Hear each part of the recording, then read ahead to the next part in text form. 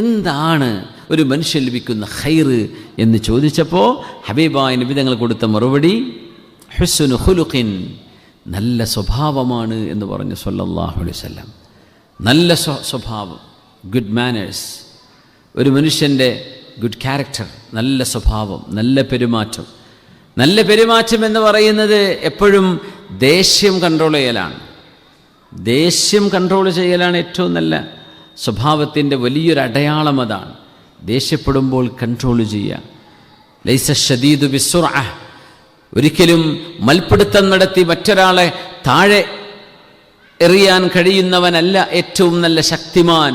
വലാകിന്നല്ലദീ യക്ളിമു ഗൈളഹ്, പക്ഷേ ദേഷ്യം കടിച്ചിറക്കാൻ കഴിയുന്നവനാണ് ഏറ്റവും വലിയ ശക്തമാൻ എന്ന് റസൂലുള്ളാഹി സ്വല്ലല്ലാഹു അലൈഹി വസല്ലം. നല്ല മസിലൊക്കെ ഉണ്ടായിരിക്കും, പക്ഷേ ദേഷ്യം വന്ന ആൾ പൊട്ടിത്തെറിക്കും. ദേഷ്യപ്പെടേണ്ടടുത്ത് ദേഷ്യപ്പെടുമാണ്.